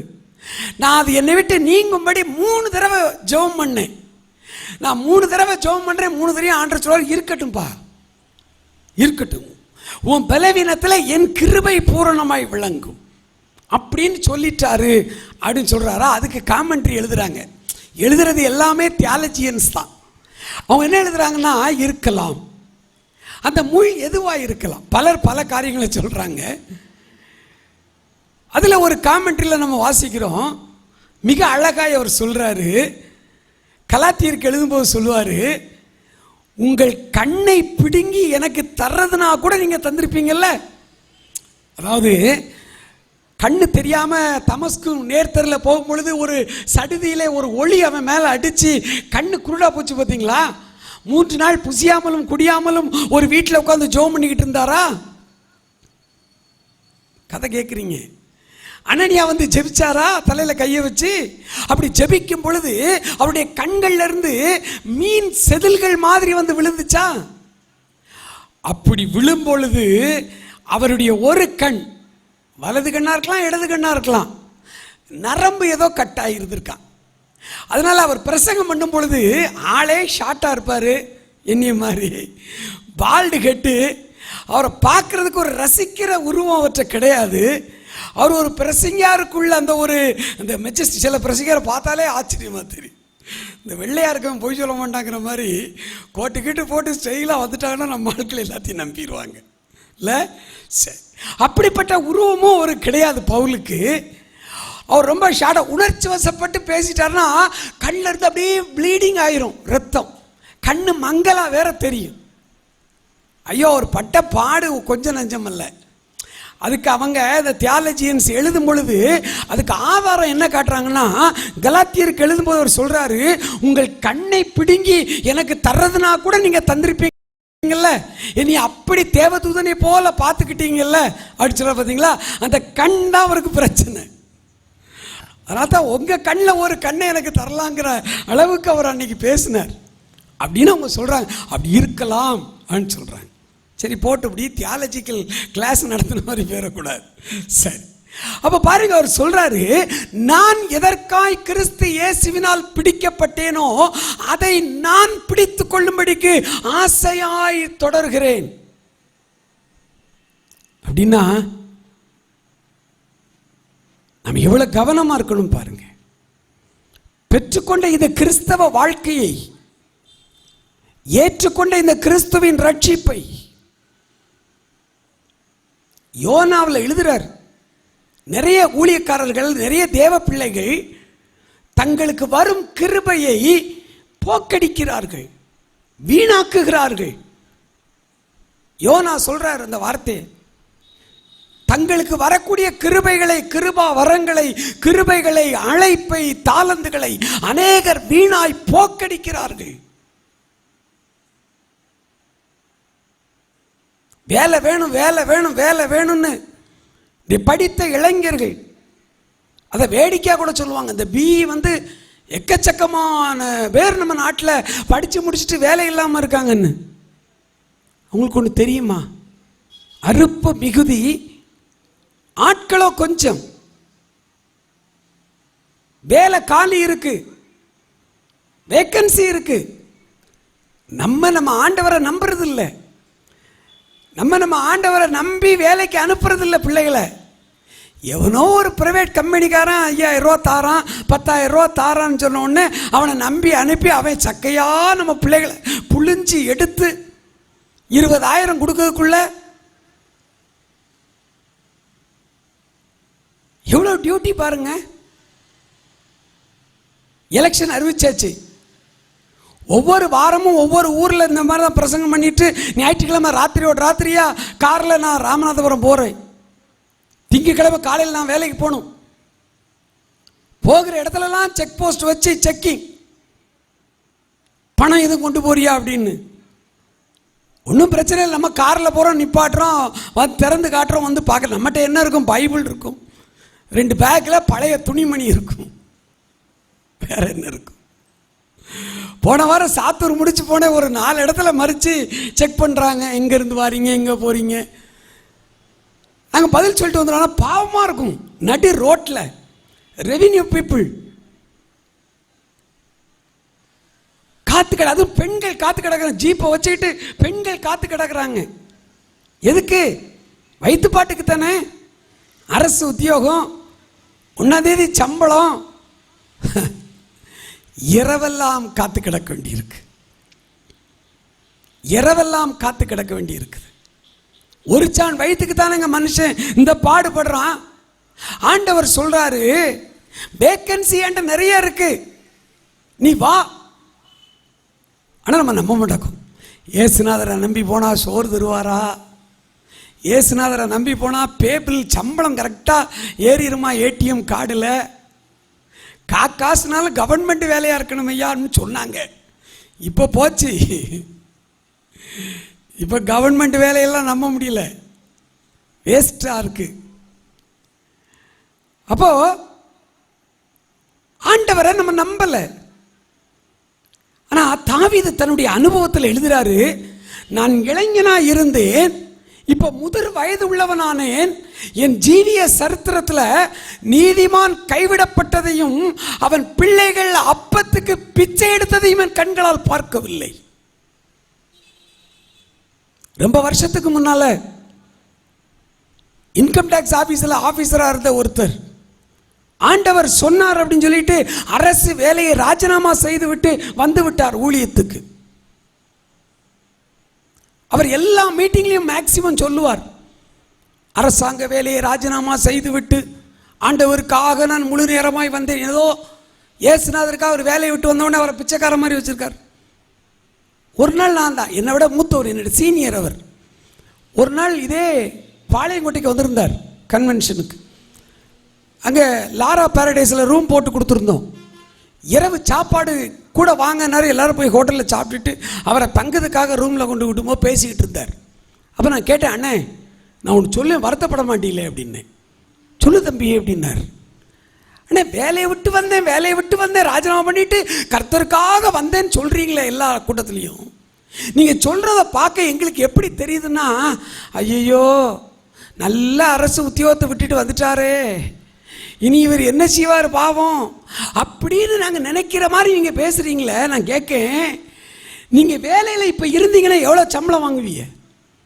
மாதம் 1 லட்ச ரூபா வாங்குவீங்களாண்ணே? நீங்கள் கிறிஸ்தவர், நியாயமான ஆளானால் லஞ்சம் வாங்க மாட்டிய. இல்லைன்னா உங்கள் டிபார்ட்மெண்ட் ரொம்ப மோசமான டிபார்ட்மெண்ட், இன்கம் டேக்ஸு. சரி, வெறும் சம்பளம் மட்டும் 1 லட்சம் வாங்குவீங்களாண்ணே? ஆமாம் தம்பி அப்படின்னாரு. இப்போ எப்படின்னு இருக்கீங்க? ஒரு மாதம் டேர்ன் ஓவர் என்ன உங்களுக்கு? உங்கள் ஊழியத்தினுடைய டேர்ன் ஓவர் சொல்லுங்க. வருஷத்துக்கு எத்தனை கோடி? போன வருடம் அக்கௌண்ட் நம்ம கவர்மெண்ட்டுக்கு எவ்வளோ கணக்கு காமிச்சிங்க? நீங்கள் தான் இன்கம் டேக்ஸ் ஆஃபீஸரில் எவ்வளோ டேக்ஸ் கட்டிங்க சொல்லுங்க. அவர் சொன்னார், ஆண்டவரை நம்பி வந்தேன் தம்பி, ஆனால் இன்னைய வரைக்கும் நீ மிகப்பெரிய செல்வந்தராத்தான் வச்சிருக்கார் ஆண்டவர். ஒரு நாளும் நான் பார்த்து வந்து அரசு வேலையோட நீ தரம் தாழ்த்தி வைக்கல. அவர் உங்களுக்கு எல்லாம் தெரியும், அமெரிக்க ஜனாதிபதி, அமெரிக்க நாட்டினுடைய வரலாற்றில் ஒரு நாள் கூட ஜனாதிபதி இல்லாமல் இருக்கக்கூடியது. 2 முறை திடீரென்று ஜனாதிபதி இறந்து விட்டார்கள், சுட்டு கொல்லப்பட்டார்கள். உடனே அடுத்த ஜனாதிபதி வரணும். அமெரிக்க செனட், அமெரிக்க அந்த கவர்மெண்ட்டே 2 முறை டாக்டர் பில்லி கிரகாம நீங்க ஜனாதிபதியை வாங்கன்னு சொன்னாங்க. அன்ன போஸ்டா, விதவுட் எலெக்ஷன் நீங்க தேசத்தை நடத்துங்கள், பிரசிடெண்டா வாங்கன்னு சொல்லி கூப்பிட்டாங்க. அவர் என்ன சொன்னார் தெரியுமா? அமெரிக்க ஜனாதிபதியா நான் திறந்தாழ்ந்து வர விரும்பல, அதை விட மேலான பதவியில கர்த்தருடைய சர்வெண்டா நான் இருக்கிறேன், கடவுளுடைய வேலைக்காரனா ஊழியக்காரனா இருக்கிறேன். அமெரிக்க ஜனாதிபதியை விட மேலான வேலை. அன்பு சகோதரா சகோதரி, ஏன் ஆண்டவர் அழைக்கிற அழைப்புக்கு பிள்ளைகளை ஏன் வேலைக்கு அனுப்ப மாட்டேங்கிறீங்க? வேலை காலி இருக்கிறது. ஒரு நாள் நம்ம ஆண்டவர் கைவிட மாட்டார். இன்னைக்கு இருந்து நாளைக்கு போகிற அரசாங்கத்தையே நம்புறீங்களே. உங்களுக்காக தன் உயிரையே கொடுத்த இயேசுவை நம்பலல்ல, சும்மா சொல்லிக்கிறோம் இயேசு இயேசுன்னு, வாய்ட்ட சொல்றோம். நம்ம வாழ்க்கை வேற மாதிரி இருக்கு. பார்த்தீங்களா? தான் பவுல் சொல்றார், நான் நிச்சயம் இல்லாதவனாய் ஓடேன், ஆகாயத்தை அடிக்கிறவனாய் சிலபம் பண்ணேன். எனக்கு ஒரு டெஃபினட் கோல் இருக்கு. என்னை ஆண்டவர் ஒரு குறிப்பிட்ட வேலைக்கு, குறிப்பிட்ட நித்திய ஜீவனுக்கு என்னை அழைத்திருக்கிறார். அந்த மறு உலக வாழ்வை நான் பெற்றுக்கொள்வதற்காக ஆசையாய் தொடர்கிறேன், ஆசையாய் நான் போய்கொண்டிருக்கிறேன். சகோதரரே, அதை நான் பிடித்துக் கொண்டேன் என்று எண்ணுகிறதில்லை. ஒன்று செய்கிறேன், பின்னானவைகளை மறந்து முன்னானவைகளை நாடி பரம அழைப்பின் பந்தய பொருளுக்காய் லக்கை நோக்கி ஓடிக்கொண்டிருக்கிறேன். எனக்கு அன்பானவர்களே, நம்முடைய வாழ்க்கை எதை மையமாய் வைத்து நாம் ஓடிக்கொண்டிருக்கிறோம்? எதை நோக்கி போய்கொண்டிருக்கிறோம்? இங்க ஒரு காரியம் புரிஞ்சுக்கிடுங்க, வாழ்க்கை எல்லாருக்கும் நடந்து கொண்டுதான் இருக்கும். யோசேப்பு எகிப்தில் இருந்தாரு. யோசேப்புக்கு வேண்டிய பார்வோன் மன்னன் இருந்தான். அப்பவும் அந்த எகிப்தில் உள்ள இஸ்ரவேலர்களுக்கு வாழ்க்கை நடந்து கொண்டுதான் இருந்தது. யோசேப்பு மரித்து போனான். யோசேப்பை அறியாத ஒரு புது ராஜா வந்தான். அவன் இஸ்ரவேலர்களை ஒடுக்கினான். இவர்களை வளரவிடக்கூடாது, இவர்களை கொல்லணும், இவர்களை ஒடுக்க வேண்டும் என்று ஒடுக்கினான். பைபிள் என்ன சொல்லுது தெரியுமா? அந்த பார்வோன் எவ்வளவாய் இவர்களை ஒடுக்கினானோ அவ்வளவாய் அவர்கள் பலுகி பெருகினார். வாழ்க்கை நடந்து கொண்டுதான் இருந்தது. மதுரையில் பாண்டியன் ஹோட்டல், 5 ஸ்டார் ஹோட்டல் இருக்கு. அங்கேயும் இட்லி அவிக்காங்க, அங்கேயும் கஸ்டமர் போய் சாப்பிட்றாங்க. அதே மதுரையில் பாண்டியன் ஹோட்டலுக்கு முன்னாடி அந்த தெருவில் ஒரு ஆயா இட்லி சுட்டுக்கிட்டு இருக்கும் பிளாட்ஃபார்மில். அந்த ஆயாவுக்கும் வாழ்க்கை நடந்துக்கிட்டு தான் இருக்கு. அந்த ஆயாவும் இட்லி விற்றுக்கிட்டு தான் இருக்காங்க. என்ன உள்ள இட்லி 50 ரூபாங்க, இவர் இந்த அம்மா 5 ரூபாய்க்கு விற்றுக்கிட்டு இருக்கு. 5 ஸ்டார் ஹோட்டல்காரனுக்கும் வாழ்க்கை நடக்கு, ஏழை ஆயாவுக்கும் வாழ்க்கை நடக்கு. வாழ்க்கை எல்லாருக்கும் நடந்து கொண்டு தான் இருக்கும். அது ஓடிக்கொண்டே தான் இருக்கும். நமக்காக எதுவும் நிற்க போறதில்லை, எல்லாம் போய்கொண்டே தான் இருக்கும். ஆனால் உங்களுக்கும் எனக்கும் ஒரு நிச்சய தன்மை இருக்க வேண்டும்.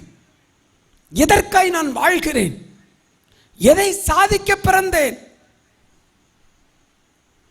எந்த லக்கை நோக்கி நான் ஓடிக்கொண்டிருக்கிறேன்? எதை நோக்கி போய்கொண்டிருக்கிறேன்? எனக்கு அன்பானவர்களே, பவுல் இந்த நிச்சயத்தன்மையோடு இருந்தார். காரணம் என்ன தெரியுமா? இயேசு கிறிஸ்து இந்த பூமிக்கு வந்து எத்தனையோ பேரை சுகமாக்கினார். லாசருவை உயிரோடு எழுப்பினார். குருடர்கள் அநேகரை பார்வையடைய செய்தார். அநேக சப்பானிகளை நடக்க வைத்தார். இந்த அற்புதங்களை அவர் நிகழ்த்தும் பொழுதெல்லாம் நீங்க பாருங்க, அவருக்கு எந்த பிரச்சனையும் இல்லை. இயேசுவுக்கு 38 வருஷம் நடக்க முடியாமல் படுத்திருந்த ஒரு வாலிபனத்தில் போய் நீ சுகமாக வேண்டும் என்று விரும்புகிறாயான்னு கேட்டார். அவன் சொன்னான், ஒருத்தர் எனக்கு உதவி செய்யலன்னா, உன் படுக்கை எடுத்துக்கொண்டு நட, அவ்வளவுதாங்க. ஒரு ஸ்டேட்மெண்ட். படுக்கை எடுத்துக்கொண்டு நடனாரு. 38 வருஷம் பேரலிட்டிக்ல கடந்தவன் டக்குன்னு எழும்புனா படுக்கையை சுருட்டினா அவன் பாட்டு நடந்து போயிட்டான். இந்த உலகத்தில் எதை செய்யும் பொழுதும், எவ்வளோ பெரிய அற்புதம் செய்யும் பொழுதும் அவர் தன்னில் தானே பாதிக்கப்படவே இல்லை. பாடையிலே ஒரு வாலிபனை, மரித்த வாலிபனை அடக்கம் பண்ண தூக்கிட்டு போறாங்க. தாய் அழுது கொண்டே வருகிறாள். அவள் ஒரு விதவை பெண், அவளுக்கு ஒரே ஒரு மகன். அழுகிறாள்.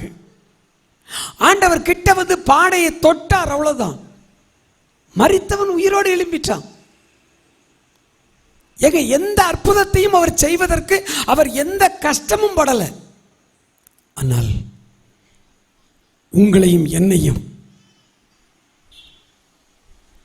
மீட்பதற்காக, பாவத்திலிருந்து, சாபத்திலிருந்து உங்களுக்கும் எனக்கும் ஒரு புது வாழ்வு கொடுப்பதற்காக இயேசு வந்த பொழுது தன் உருவத்தையே இழந்தார்.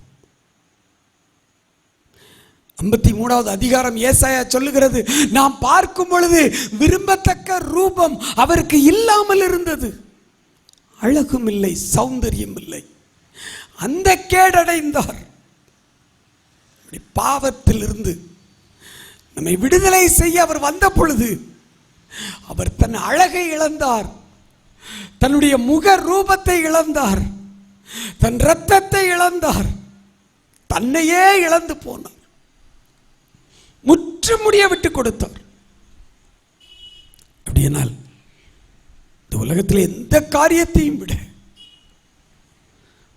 அவர் மூலமாய் இந்த பாவ மன்னிப்பின் நிச்சயத்தை பெற்றுக்கொள்வது என்பது எவ்வளவு முக்கியம் என்று பாருங்கள். எவ்வளவு முக்கியம் என்று பாருங்கள். தான் காட்டிக் கொடுக்கப்படுவதற்கு முதல் நாள் ராத்திரி கெஸ்தமனே தோட்டத்தில் போய் முகங்குப்புற விழுந்து அழுகிறார்.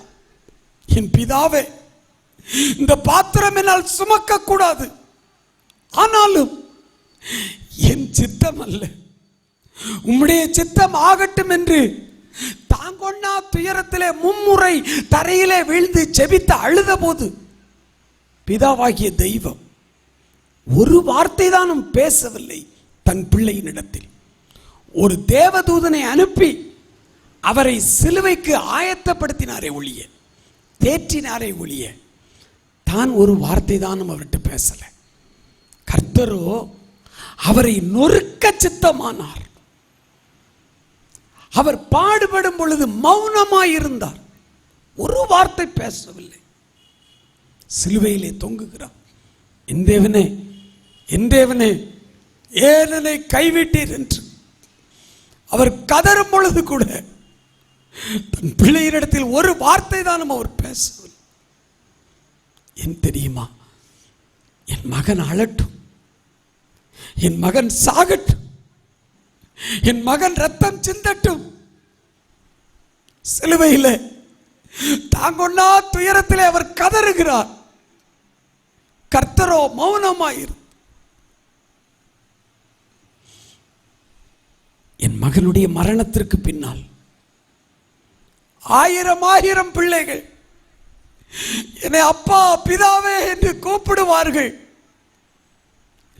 இழந்து போன அந்த மனிதனின் உறவு மறுபடியும் எனக்கு உண்டாகும். ஏதேன் தோட்டத்திலே, ஆதாம், நீ எங்கே பார்க்கிற?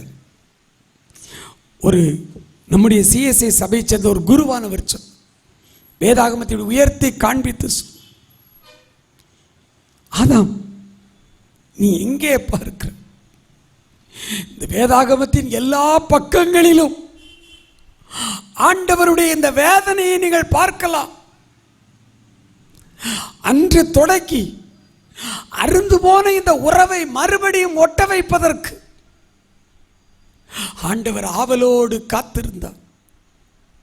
எத்தனையோ காரியங்களை அனுப்பி கற்றுக் கொடுத்து பார்த்தார், பிரயோஜனம் இல்லை. சரி, என் மகனையே நான் அனுப்புகிறேன் என்று தானே மகனாக வந்து இந்த பூமியிலே அவதரித்தார். அவருடைய மரணத்திற்கு பின்னால் 1000 பிள்ளைகள் அப்பா பிதாவே என்று கூப்பிடுகிற அந்த புத்திர சுவிகார ஆவியை பெற்று என் சமூகத்துக்கு வருவார்களே, அந்த பிள்ளைகளை எண்ணி தன் பிள்ளை கதறும் பொழுது கூட சொன்னாரு, பிதாவாகிய தெய்வத்தினிடத்திலே போய், ஐயா, யாரை அதிகமாய் நீங்கள் நேசிக்கிறீர்கள்?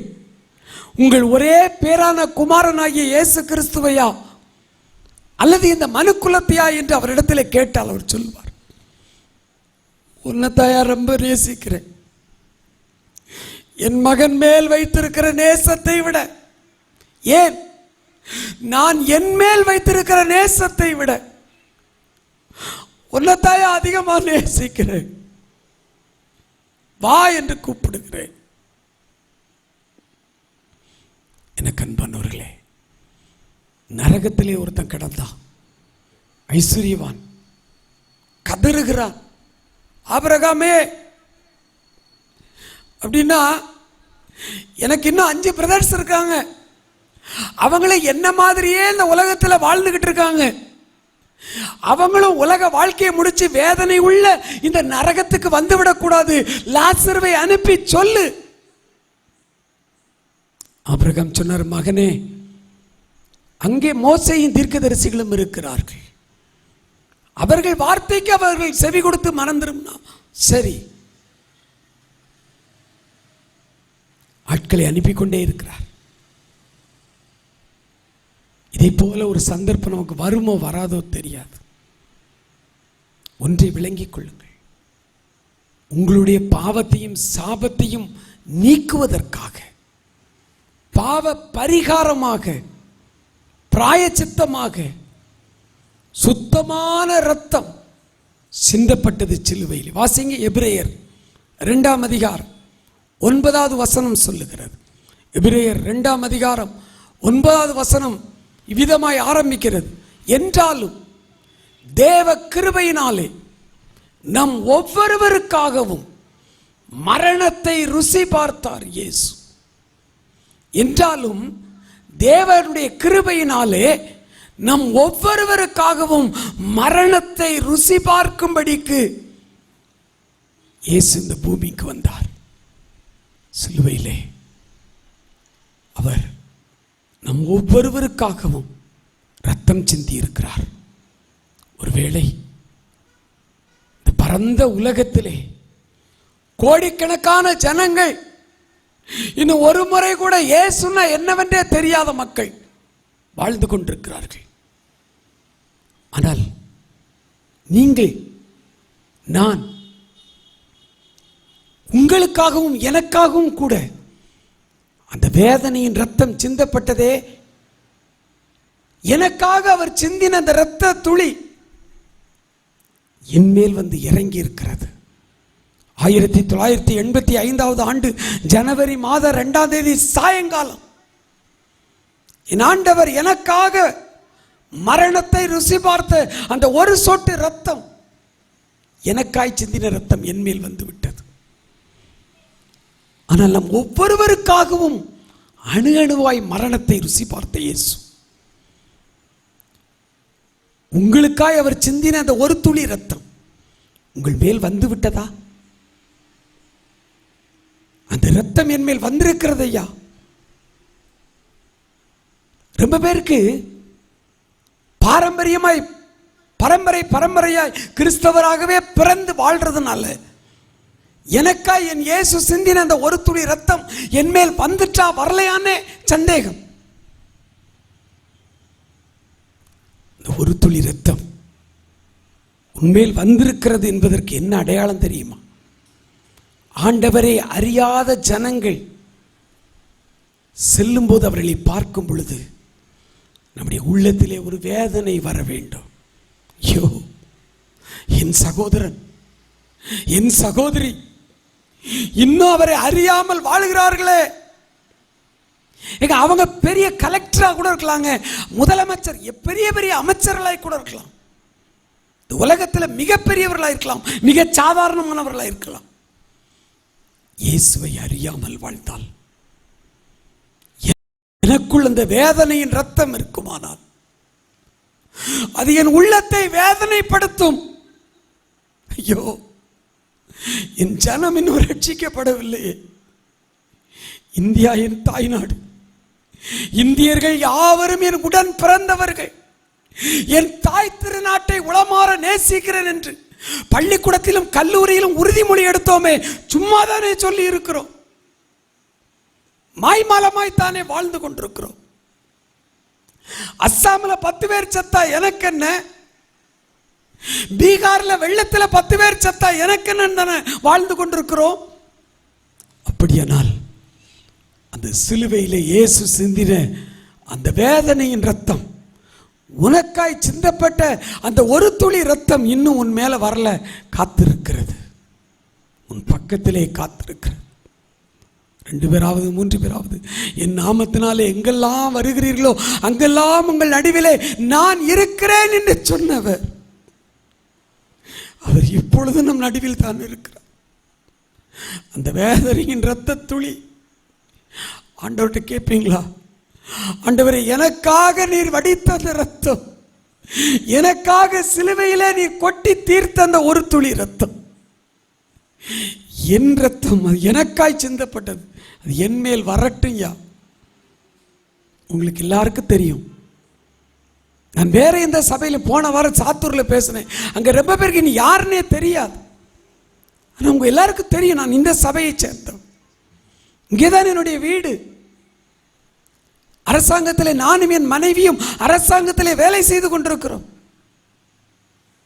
ஒவ்வொரு வருடம் முழுவதும் ஞாயிற்றுக்கிழமை ஏதோ ஒரு ஆலயத்தில் நின்று ஆண்டவருடைய அன்பை குறித்து பேசுறோமே, என்ன நிர்பந்தம் எங்களுக்கு? யார் எங்களை பேச சொல்லுகிறார்கள்? யாராவது எங்களை நீங்க அப்படி பேசுங்கன்னு சொல்லி இருக்கிறாங்களா? இல்லை இல்லை. இந்த வேதனையின் ரத்தம், இந்த ஒரு துளி என் மேல் இருக்கிறது ஐயா, அது என்னை சங்கடப்படுத்துகிறது, அது என்னை வேதனைப்படுத்துகிறது. 2001 சத்தீஸ்கர் மாநிலத்துக்கு போயிருந்தேன். ஒரு பெட்டி கடைக்காரன் கேட்கிறான், ஏசுனா கூல் ட்ரிங்க்ஸா? அவன் கடையில் பெப்சி கொக்கோ கோலா வச்சிருக்கான். அவன் கேட்கிறான், கொக்கோ கோலா பெப்சி மாதிரி ஏசுனா கூல் ட்ரிங்க்ஸா? சாம்பிள் பாட்டில் இருந்தா போடுங்க, நான் வித்து தாரேங்கிறான். 1964 பண்ண விலையில எமிலண்ணே பாட்டு எழுதினாங்க, இயேசு என்றால் என்ன விலை என்றே கேட்டிடும் மக்கள் எத்தனை பேர், பிள்ளைகள் அப்பம் கேட்கின்றனர், ஜீவ அப்பம் கொடுப்பாயான்னு பாட்டு எழுதினார். 2001 நம்ம சத்தீஸ்கர் மாநிலத்தில் உள்ளவன் கேட்கிறான், ஏசுனா கூல் ட்ரிங்க்ஸான்னு கேட்கிறான். ஐயா, என்ன சொல்ல போறோம்? அந்த வேதனையின் ரத்தம் நம்மேல் இருந்தால் அது என்னை போலவே உங்களையும் பேச வைக்கும். அது உங்களை சும்மா இருக்க விடாது. அது உங்கள் மனதை ஏதோ செய்யும். பவுல் சொல்றாரு, கிறிஸ்துவின் அன்பு என்னை நெருக்கி ஏவுகிறது. நம் நடுவிலே ஓய்வு பெற்ற குருவானவர் விக்டர் ராஜன் இம்மானுவேல் ஐயா இருக்காங்க. அவருடைய மகன் சாம் தியாலஜி பண்ணியிருக்கிறார், MTH முடிச்சிருக்கிறார். நான் ஒரிசா போகும் பொழுது சாம் மனைவியும் இருக்கிற அந்த கிராமத்துக்கு போனேன். ஒரு இரவு அங்க தங்கணும். அவர்கள் ஒரு மண் வீட்டில் தங்கி இருந்தாங்க. அங்கிட்ட சாம் ஏன் இங்க இருக்கிறான்னு கேட்டேன். சாம் சொன்னாப்புல, என்னால தூங்க முடியல, பல இரவுகள் என்னால தூங்க முடியல. நான் திருநெல்வேலி டயசிஸ்லயோ தூத்துக்குடி டயசிஸ்லயோ ஒரு போதகரா என்னால் வேலை செய்ய முடியும். ஆனால் வாலிப வயதிலே என் ஆண்டவர் சிந்தின அந்த வேதனையின் ரத்தம் என் மேல் இருக்கிறது. நான் அன்றைக்கு சென்றிருந்த போது 99 50 பாடல்களை அந்த கிராமத்தில் உள்ள ஆதிவாசி மொழியில டிரான்ஸ்லேட் பண்ணியிருந்தார். 50 கன்வென்ஷன் பாடல்கள். அந்த பாடல்களை பாடி ஆராதனை நடத்துகிறார். நானும் அங்கே கலந்து கொண்டு செய்தி கொடுத்தேன். கரண்டே இல்லை, மிக படித்த அறிவாளி. கரண்டே இல்லாத கிராமத்தில் சாம் இருந்தார். ஏன்? தகப்பனார் ஒரு போதகர், அவருடைய அம்மாவுடைய அப்பா மிகப்பெரிய பேராயராய் திருமண்டலத்திலே வாழ்ந்தவர்கள். ஒரு பேராயருடைய பேரன் கரண்டே இல்லாத ஒரு குடிசையில். ஏனையா கஷ்ட படிக்காதவரா? படித்தவர், போஸ்ட் கிராஜுவேட் முடித்தவர். எல்லா சுகதுக்கங்கள் வேண்டாம் என்று, உலகத்தின் சுகங்கள் வேண்டாம் என்று ஒரிசா காட்டுக்குள்ளே போய் கிடந்து வேதாகமத்தை மொழிபெயர்த்து கொண்டிருக்கிறார்கள். யார் நிர்பந்தப்படுத்தினார்கள்? ஒரே ஒரு காரியம், சிந்தப்பட்ட இயேசுவின் அந்த ஒரு துளி ரத்தம் அவர் மேல் இருக்கிறது. அது அவருடைய இதயத்தை பிசைகிறது. எதையாவது செய். எழுந்து நிற்போமா? முதல் நாள் கூட்டம் சீக்கிரமாய் முடிப்போம். எழுந்து நிற்போம். தயவு செய்து முடிந்தவர்கள் கண்களை மூடிக்கொள்ளுங்கள். உங்களையே ஒரு கேள்வி கேட்டுக்கொள்ளுங்கள். பாடு மரணங்களை தியானிக்கிற இந்த நாளில், இந்த 6வது வாரத்தில், ஏசப்பா எனக்காய் நீர் சிந்தின அந்த ஒரு துளி ரத்தம் என் மேல் வந்து விட்டதா? இல்லை என்றால் சும்மா என்னை கிறிஸ்தவனாய் நினைத்துக் கொண்டிருக்கிறேனா? ஹல்லேலூயா, ஹல்லேலூயா, ஹல்லேலூயா, ஹல்லேலூயா. Thank you Jesus. Thank you Father. Thank you Lord. அந்த இரத்த துளிகள் உங்கள் மேல் வருமானால் ஒரு நிச்சயத்தோடு வாழ்வீர்கள். பவுலை போல உங்கள் வாழ்க்கை அர்த்தம் உள்ளதாய் மாறும். நீங்க உங்களுக்காக அல்ல, இந்த தேசத்து மக்களுக்காக வாழ்வீர்கள். இந்திய தேசத்தில் உள்ள ஆத்துமாக்களுடைய கணக்கை ஆண்டவர் இந்த தேசத்தின் அரசியல்வாதிகளிடத்தில் கேட்க மாட்டார். உங்களிடத்திலும் என்னிடத்திலும் தான் கேட்பார். உனக்காக நான் மரித்தேனே, எனக்காக நீ என்ன செய்தாய்? 5 சகோதரர் அழிகின்றாரே, யாரையாவது அனுப்பிடுமே.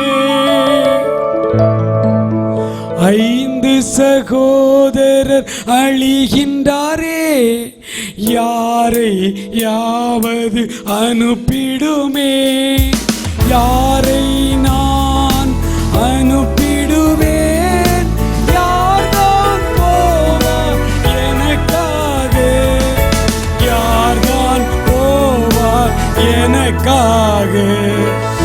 உனக்காக நான் மரித்தேனே, எனக்காக நீ என்ன செய்தாய்? உனக்காக நான் மரித்தேனே, எனக்காக நீ என்ன செய்தாய்? எனக்காக நீ என்ன செய்தாய்? ஸ்தோத்திரிக்கிறோம் ஆண்டவரே, நன்றியோடு நீ துதிக்கிறோம் ராஜா. எனக்காக நீ சிந்தின இரத்தத்துளி இப்பொழுது எங்கள் ஒவ்வொருவர் மேலும் வருவதாகப்பா. ஆண்டவரே, இந்த அன்பினால் எங்களை நிரப்புங்கப்பா. மேலும் நமக்கு அருளப்படுகிற பரிசுத்த ஆவியானவராலே தேவனுடைய அன்பு நம்முடைய இருதயங்களில் ஊற்றப்பட்டிருக்கிறபடி அந்த நம்பிக்கை நம்மை வெட்கப்படுத்தாது. தகப்பனே, உமக்கு ஸ்தோத்திரம், ஸ்தோத்திரம், ஸ்தோத்திரம். நிச்சயத்தோடு வாழ உதவி செய். ராத்திரி என் பிள்ளைகளோடு இன்னும் அதிகமாய் பேசு, ஆசீர்வதி. இயேசு கிறிஸ்துவின் நல்ல நாமத்தில் ஜெபிக்கிறோம் எங்கள் அருமை பிதாவே.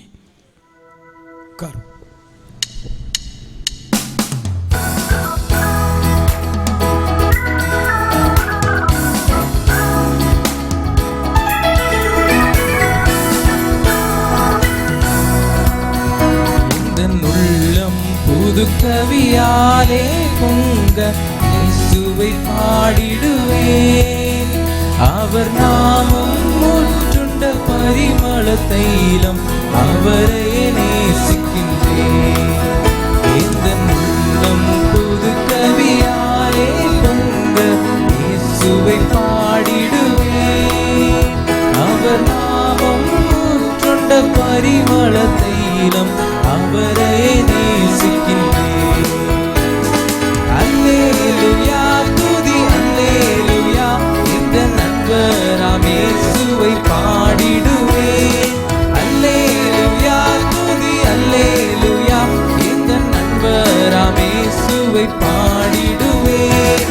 இதனை கிருபைகள் நித்தமும் அருளிய கர்த்தனை கொண்டாடுவேன். இதனை கிருபைகள் நித்தமும் அருளிய கர்த்தனை கொண்டாடுவேன். சென்ற காலம் முழுவதும் காத்தார், ஒரு சேதமும் அணுகாமல் சொந்தமாக ஆசீர் பொழிந்தனக்கென்றும் சுகபலன் அளித்தாரே. சொந்தமாக ஆசீர் புதுபலன் என்றும் சுகபலன் அளித்தாரே. அல்லேலூயா துதி அல்லேலூயா, இந்த நண்பராம் இயேசுவை பாடிடுவேன். அல்லேலூயா துதி அல்லேலூயா, எங்கள் நண்பராம் இயேசுவை பாடிடுவேன். இதனை கிருபைகள் நித்தமும் அருளிய கர்த்தனை கொண்டாடுவேன். இதனை கிருபைகள் நித்தமும் அருளிய கர்த்தனை கொண்டாடுவேன்.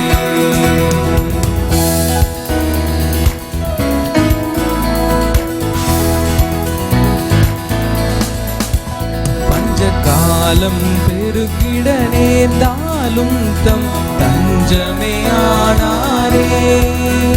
அங்கும் இங்கும் நோய்கள் பரவி வந்தாலும் அடைக்கலம் அளித்தாரே. அங்கும் இங்கும் நோய்கள் பரவி வந்தாலும் அடைக்கலம் அளித்தாரே. அல்லேலூயா துதி அல்லேலூயா, எங்கள் நண்பராம் இயேசுவை பாடிடுவேன்.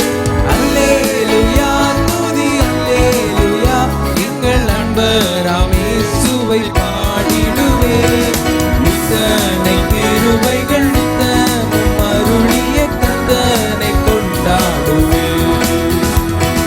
இத்தனை கிருபைகள் நித்தமும் அருளிய கர்த்தனை கொண்டாடுவேன். ஜெபிப்போம். எங்களை அதிகமாய் நேசித்து வழி நடத்துகிற நல்ல ஆண்டவரே, இந்த மாலை வேளையிலும் ஆண்டவரே எங்களோடு கூட நீர் பேசின நல்ல கிருபைக்காக இரக்கத்திற்காக உமக்கு நன்றி செலுத்துகிறோம். இந்த வேளையில் ஆண்டவரே உமக்கென்று படைத்திருக்கிற காணிக்கை உடைய கரத்தில் தருகிறோம். இந்த காணிக்கையை ஆசீர்வதிங்க. பிள்ளைகள் கொடுத்த நோக்கங்களை நீர் அறிந்திருக்கிறீரப்பா.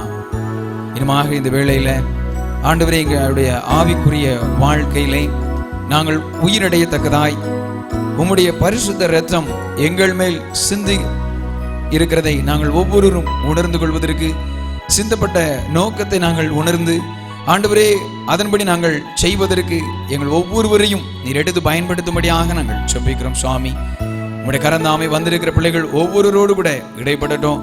இந்த இரவு வேளையிலும் சுவாமி ஆண்டவரே எங்களோடு கூட நீர் இன்னும் இடைப்படும்படியாக நாங்கள் செபிக்கிறோம். நாங்கள் கேட்டிருக்கிற சத்தியம் வெறுமனை போகாதபடிக்கு ஆண்டவரே எங்களுக்குள்ளாக கிரியை செய்யத்தக்கதாய் ஆண்டவரே எங்கள் ஒவ்வொருவரோடு கூட நீர் பேசும்படியாக நாங்கள் செபிக்கிறோம். அப்பா, உம்முடைய கரந்தாமே வந்திருக்கிற ஒவ்வொருவரோடு கூட இருக்கட்டும். சுவாமி, ஒவ்வொருவரையும் நீங்க பொறுப்பெடுத்துக்கோங்க, வழி நடத்துங்க.